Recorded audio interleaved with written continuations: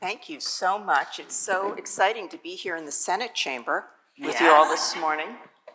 I'm Amy Bernstein. I'm thrilled to be here with Lauren. And we are going to talk a little bit about her role and the challenges she faces and kind of the future from where you sit in your role. So first of all, tell us a little about yourself, Lauren. How did you get to this role of the Chief HRO of Takeda? Yeah. Well, first, thanks for having me here. And is my mic okay? Thanks for having me here, and it's great to see all of you and kick off the day. So how did I end up here? I ask myself that sometimes. I actually, if I go back, and I promise this will be brief, but I actually started my career in management consulting focused on pharmaceuticals. And Takeda, as maybe some of you know, is a global pharmaceutical company. And I was really more focused on commercial problems, so sales, marketing, new product launches. But pretty quickly, what I saw was, gosh, these actually were people problems. They were leadership problems. They were organization problems. They were culture problems. And so that's where I became interested in HR and sort of wandered my way around, stepped out of industry a bit, went over to GE, to aviation, but always kept coming back to, I loved this industry. I love what we do in pharmaceuticals because we really do make a difference in people's lives. And I think that's an amazing thing. I joined Takeda about 6 years ago. I joined originally as head of HR for the US, and about a year and a half later came into this role as CHRO. So it's been almost 5 years now. It's been amazing. If you asked me, 15, even 20 years ago, if I thought I would, have a career in HR, I probably would have asked you, what is HR? So, it's just amazing. But I think that's the neat thing about careers and all of our journeys is they take you sometimes in unexpected places. So 6 years ago, you've been in this role for 6 interesting years. Smooth sailing, right? Nothing's gone on. So you came in before... Sort of right before COVID. Yep. So it was August of 2019 into the US role I joined. Yeah. And what was that like? Well, so when I joined the company was actually going through a big integration. We had purchased a like-size company called Shire, and so there was a massive integration happening. And so that was the big thing, and it was a very big thing. And if anybody's been through integrations, it's a lot of work, and it's even harder to do it right. But then, of course, 6 months later, the event that affected all of our lives, and especially as HR professionals, really impacted them was COVID. And I still remember when our head of the US at the time, an amazing woman named Ramona, she was my boss actually, I reported into the business, came to me and said, hey, this thing is happening. We see it coming. And will you help me lead the crisis committee for the US? And I said, sure, not knowing at all that would then consume the next years of life. And that carried on for a number of years. And I think it was a great sort of leadership lesson in staying humble, listening to others, to experts, not panicking, keeping composure, but taking things very seriously, and communicating and building trust with employees and everyone else around us. So since that time, you have had, you have been blessed and cursed by living in interesting times. So you've had on and off tariffs, you've had all kinds of tumult, and I'm wondering if given the kinds of VUCA, the whirlwind of VUCA that you've been leading through, when you are called on to solve problems for Takeda, for your organization, what kinds of problems are you actually solving, and how do they differ from your expectation when you took that job? I think I remember the first time I heard about this VUCA concept.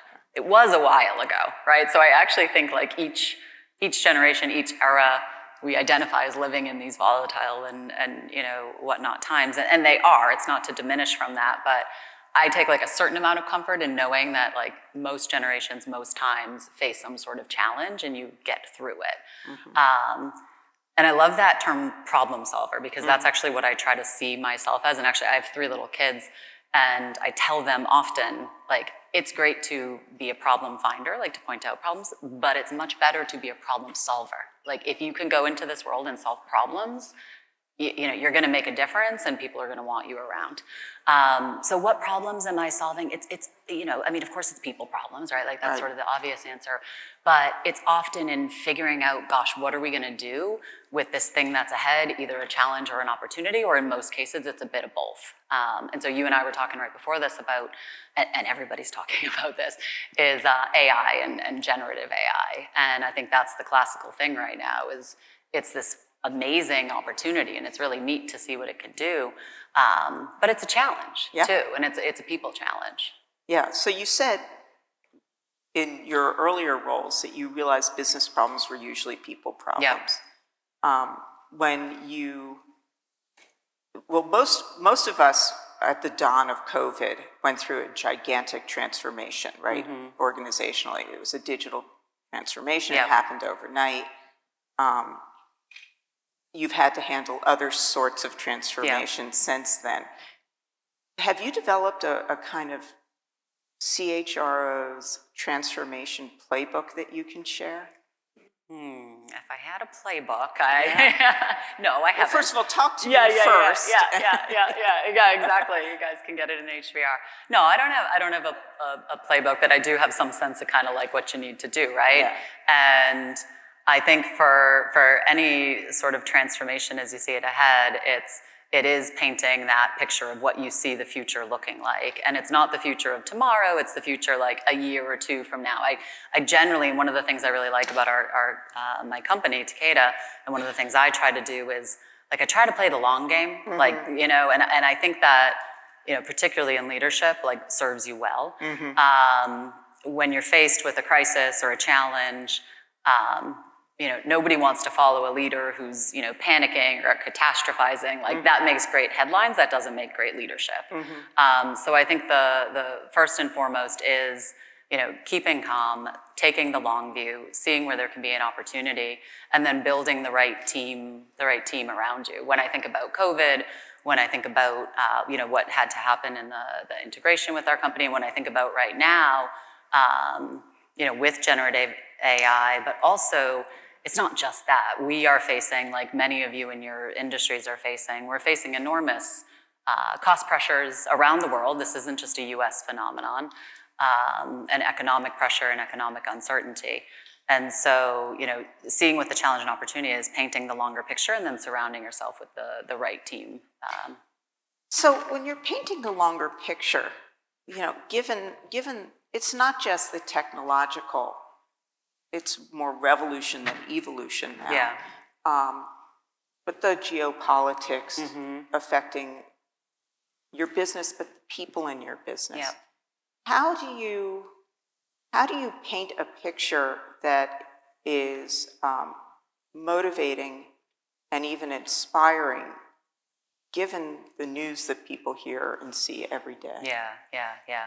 No, so I mean, it's always important to acknowledge reality, right? And, you know, to lead with empathy and compassion and acknowledge that, you know, things are hard and they're hard in different ways for different people, and that's true.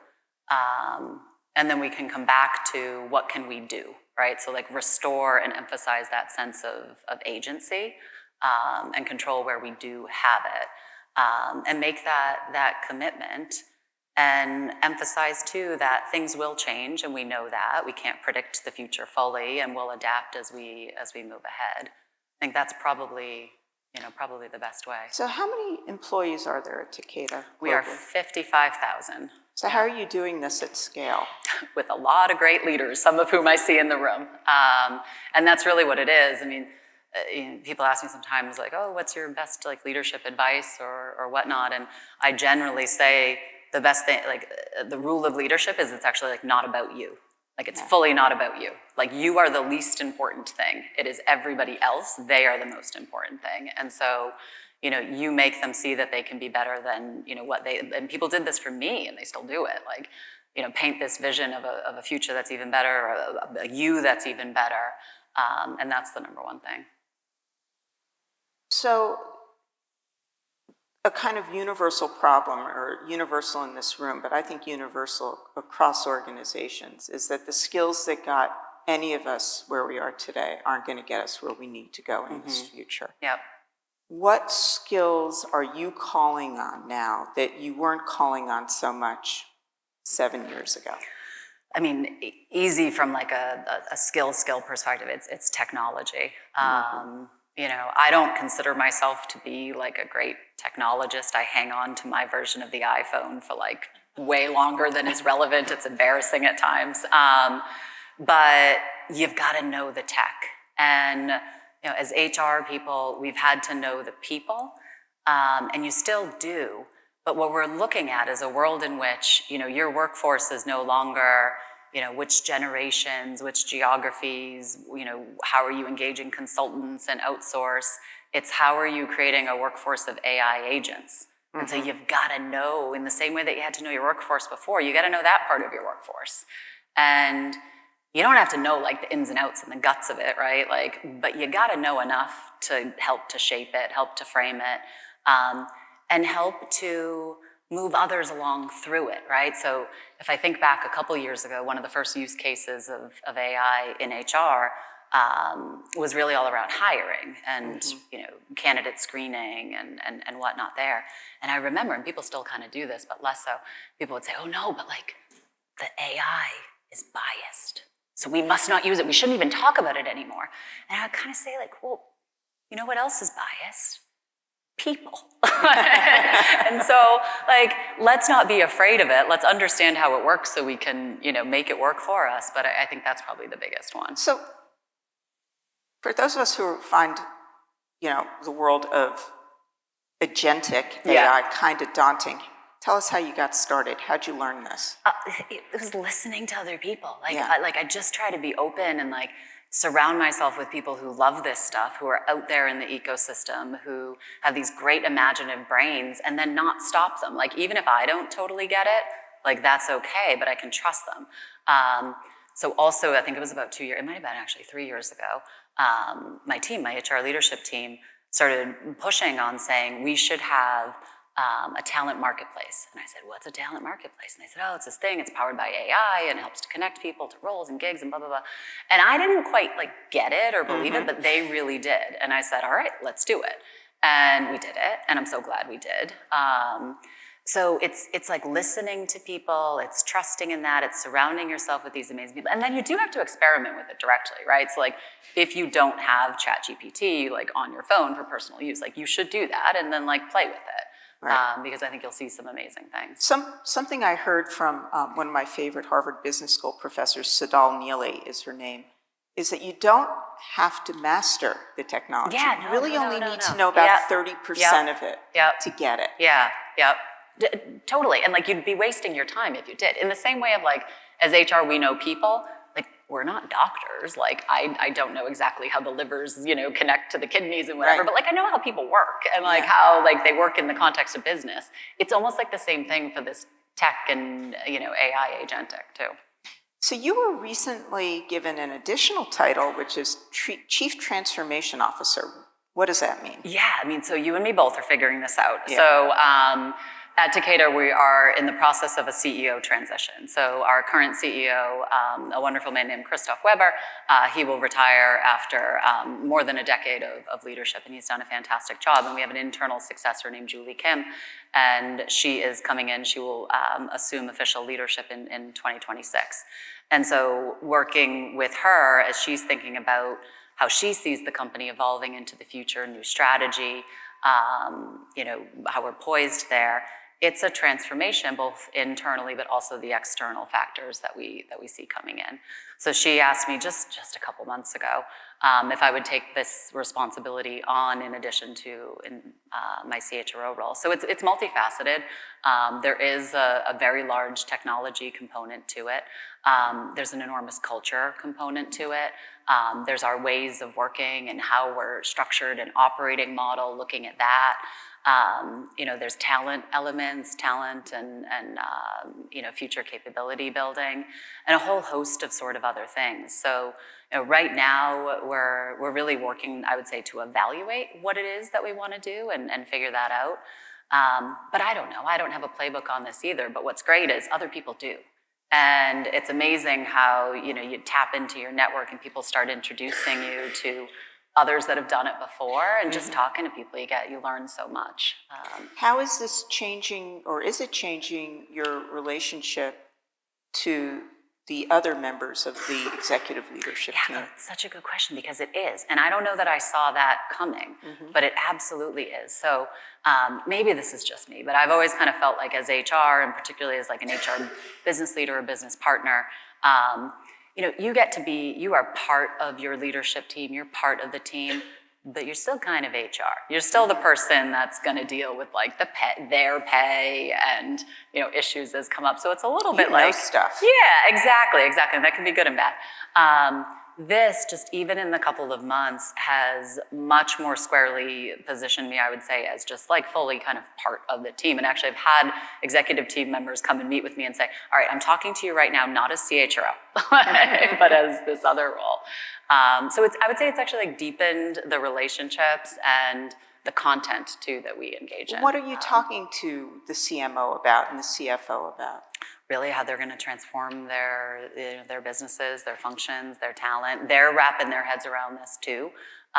What is it going to mean? What are the opportunities? And how will we get through that? So it's a lot of really kind of just playing things out, trying to understand them together, and connecting the dots. There's a lot of connecting the dots across the organization that's happening.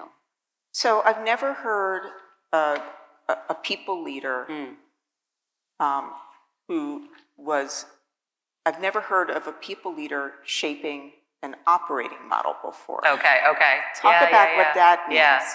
Yeah, well, we do it. And it's like what we're supposed to do, right? But sometimes we get so bogged down in the other stuff that comes up that feels more, pressing or urgent, right? Like I am so glad in the last year or so, you can go to an HR conference now, and it at least takes a few hours before hybrid comes up.